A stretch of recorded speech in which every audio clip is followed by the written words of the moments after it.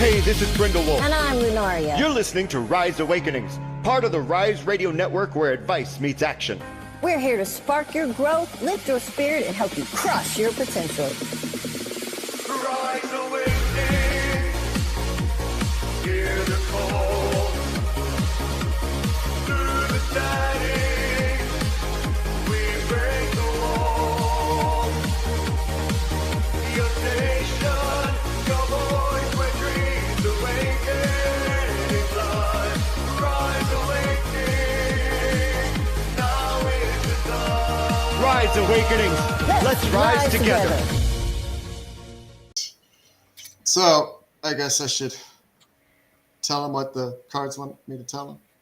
I suppose that's kind of what we do. It is kind of what we do? Okay. I'll see you in a few.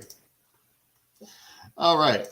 So, tonight, which I don't have completely set up, is going to be the first. This is literally the first reading that I've done with this deck. It's called the Oracle of the Phoenix. I just got it recently. Had to let it charge up for a few days, and I have an interesting message later on about a lesson that I was taught today.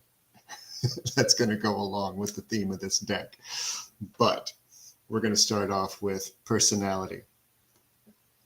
Now is the time to take a deeper look at who you are and where you're at in life. For far too long, the finger has been pointed away from you to place blame for not getting to go where you want to go.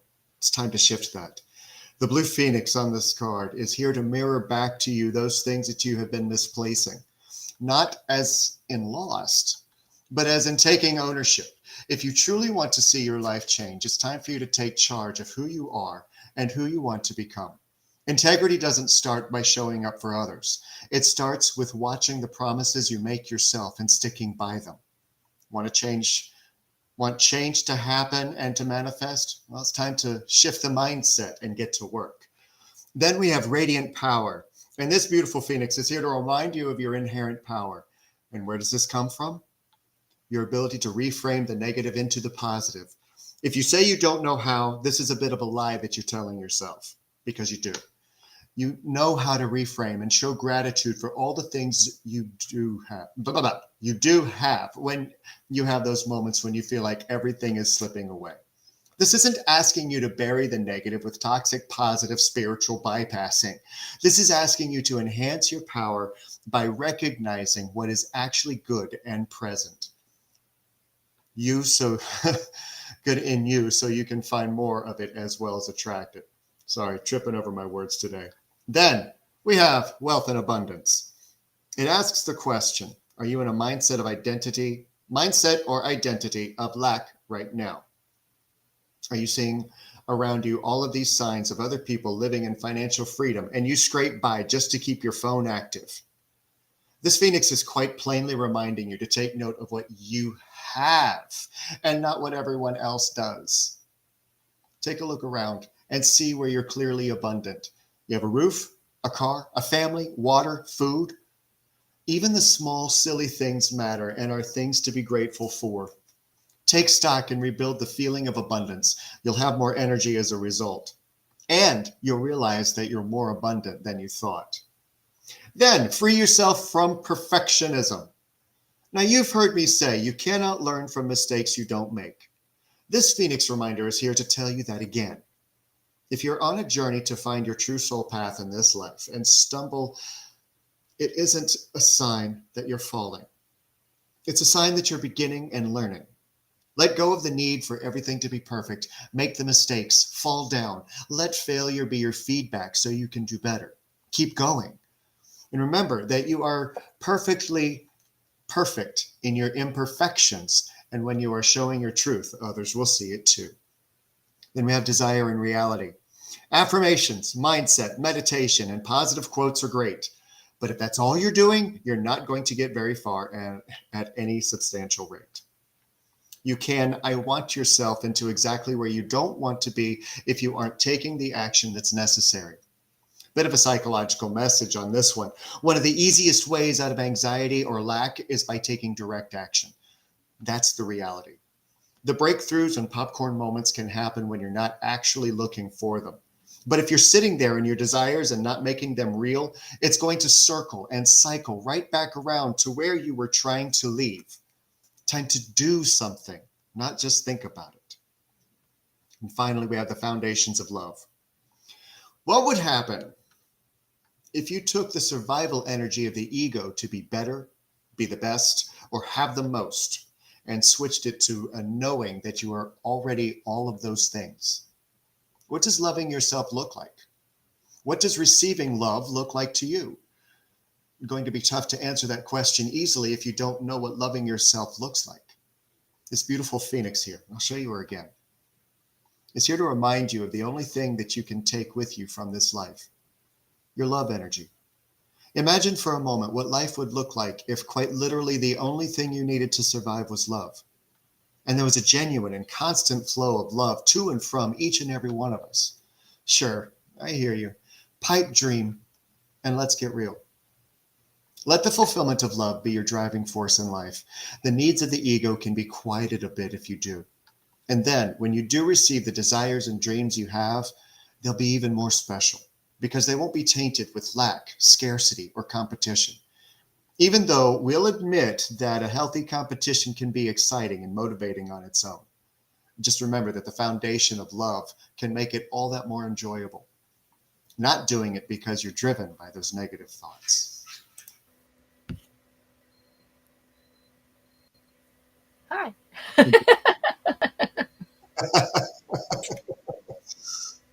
I was just reading the chat. Just reading the chat. I saw it quite busy over there with me tripping over my words as if my tongue were hanging out of the mouth. Little. So. yeah. But just wait. I'm sure I'll do the same. All right. You've been working really hard, but something is off. Either you're bored, burned out, or cutting corners because your heart just isn't in it anymore. This card screams you can't fake passion. When it's reversed, it's a cosmic nudge to stop doing the same thing and expecting different results. I do believe that they call this the actual definition of insanity.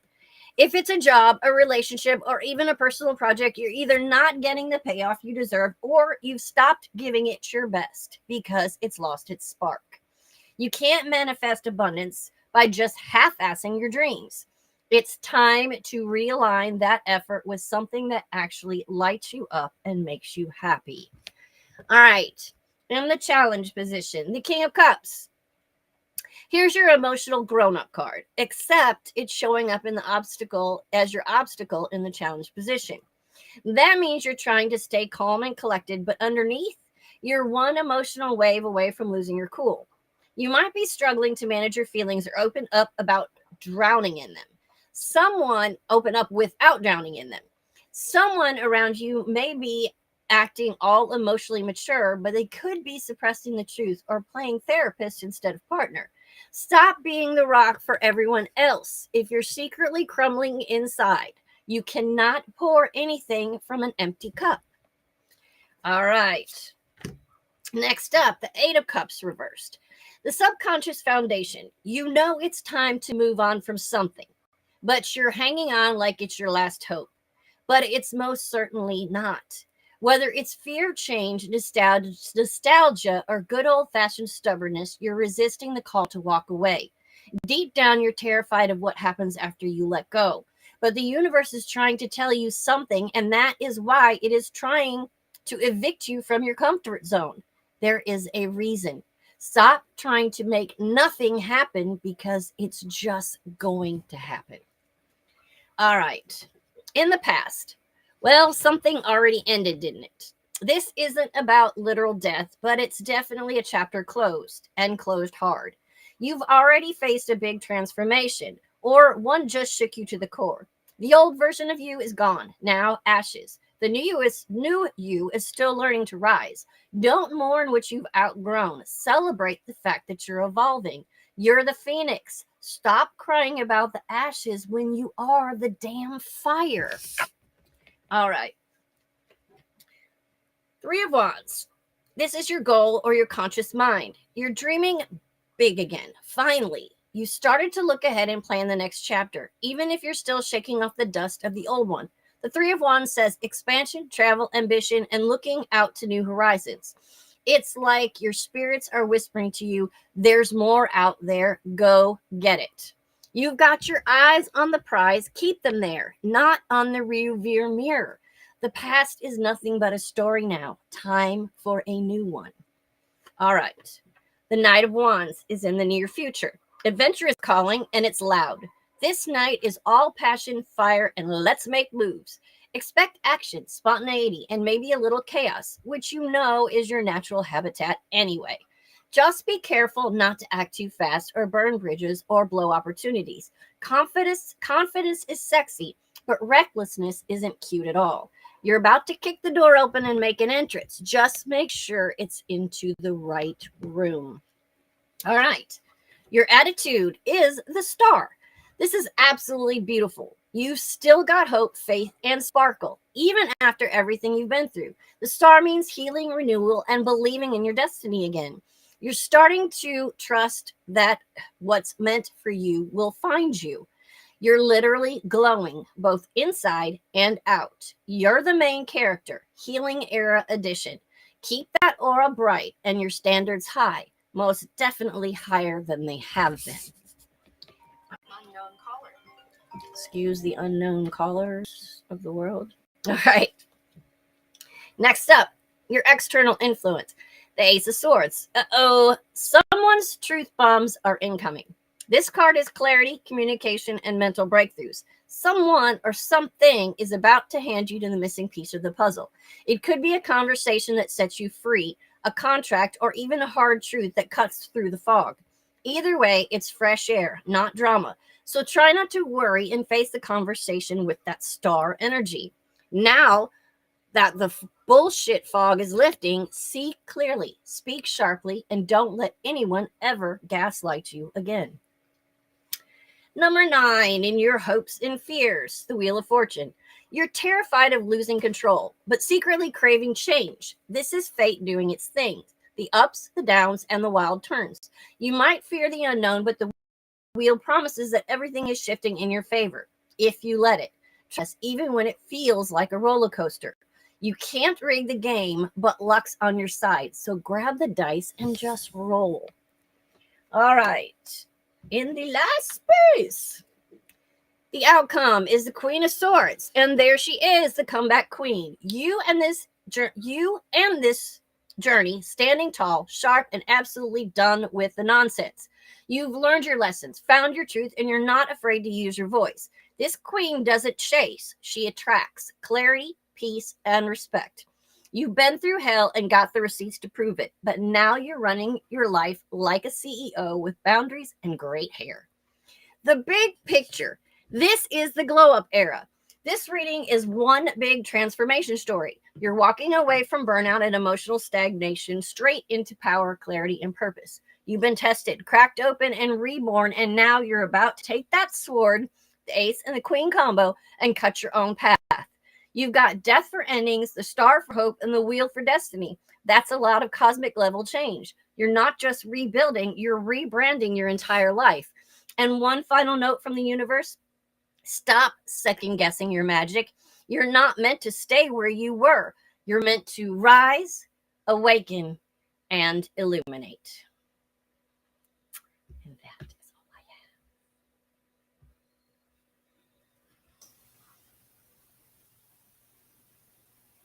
Do you feel called So I out? feel called out. That's okay. So do I. And I have for the past several weeks. So, we've been yelling at ourselves a lot. You are the flame. Remember, you're the phoenix, and you're the flame. You're not trying to find an enemy. Rise, awaken, and illuminate. Right. Well, apparently it's the month that Papa gets his ass handed to him frequently. Lessons after lessons after lessons after, and I know that I'm not alone, which is why I'm talking about this. So I showed you that the new deck has arrived, and I'm not ready for you yet. Bye. Bye. We're arguing. Go away. But the new deck came in. The Oracle of the Phoenix. It's this one. So I let it charge. I have a grid where it kind of helps to balance out all the energies that go through my house. And I also help it to recharge other stones or whatever. And I set these cards on it for a couple days so that it could acclimate to the house, my energies, and everything else. And I was like, okay, can I read from it this morning for the collective? And I was like, sure, go ahead. Yeah, let's do that. So I did, obviously. Well, then I went over on TikTok to go live. And I was like, well, I aligned with them so well that I'm gonna give readings from them today because it was an automatic alignment and I just tapped right into the cards. Everything is great. Let me let you know how that went. And this is why we don't enter things in ego. Because I did. And as a result, that live stream got restricted from being seen on the For You page, the home page on TikTok, because it looked like I was trying to sell the deck, or at least that's what came through. And then, after I had one of my famous rants, I hear this, well, you decided to go into it with ego, and you weren't ready for this yet.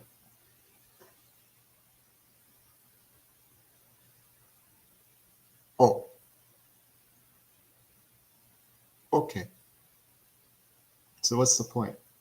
Why am I bringing up my own shit? Why am I talking about that here? Because so many times we enter into things with ego, with false confidence that we can actually achieve something, and then we are left with picking up pieces, having our butts handed to us, and taking on a hard lesson. Fortunately, it was just for that particular live stream, and I didn't have any points taken away to make it more difficult to go live immediately after, because I ended that stream and then went back on and everything was fine. Put the cards away. And apparently this is, you know what the term FAFO stands for? Yeah, this is that kind of deck, and it's that kind of energy. So I got off easy. Not everybody will. So when you enter into something with ego, with that, I got this, attitude, make sure it's genuine, make sure it's authentic, and it's from the heart and aligned. Otherwise, it's just going to be one problem after another. And today, with all of the worldwide technical issues, it was not the day to FAFO, So I guess I was a horrible example today instead of being a warning gently. And that's enough. Oh. Hi, guys. All right, so I think I got something. So Micah was talking about one side of things about feeling overconfident. Let's talk about the other side a little bit, about not having any confidence in much of anything.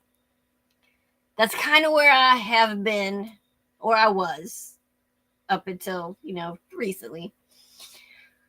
And why we do that to ourselves. I was thinking as I was away and my internet went down and I tried another internet and that one wasn't working and I was getting frustrated. And then, today with the frustrations of the AWS being down and the last minute, okay, we're going on air. And I was thinking, though, a couple weeks ago, had that stuff happen, I would have freaked out. I would have absolutely freaked out. I can't switch now. I can't. We already decided we're not doing this. I can't do it now. I can't switch that. Oh, I'm frustrated because the internet's not working. So I'm going to just give up and I quit. And I was at that point in my life about everything. I don't know if I shared this a couple weeks, but I was ready to leave the radio station. I was ready to quit all my shows. I was ready to just basically turn inside myself, go to bed and just stay there. I didn't want to do anything. I didn't want to like anything. I just wanted to be miserable. I wanted to feel sorry for myself. Absolutely nowhere. Absolutely nowhere. I think at the end of that reading that I just gave, I'm going to pull it back up. And this is mainly, yes, depression is a bitch. And I don't get depressed often. Yes, okay, so my relationship ended and I was depressed. But I spent so much of that to God. It's because I'm not pretty enough. I'm not young enough. I'm not attractive enough. I'm not good enough in this way. I'm not smart enough. I'm not this. I'm not that. Bullshit. Stop doing that to yourself, you guys. Just because something ends, somebody walks out of your job, you lose a friend, it's not the end of the world. You're not going to crawl into a hole and die if you sink inward and worrying about you instead of having to give. And you don't have to give, but I was, and a lot of us do, a piece of yourself away to someone else to try to gain their love. It's never going to work. First is loving you. I'm going to read what the end of this reading is again, but I want you guys to focus on. It's one big transformation story. You're walking from the burnout, the emotional stagnation, straight into your power,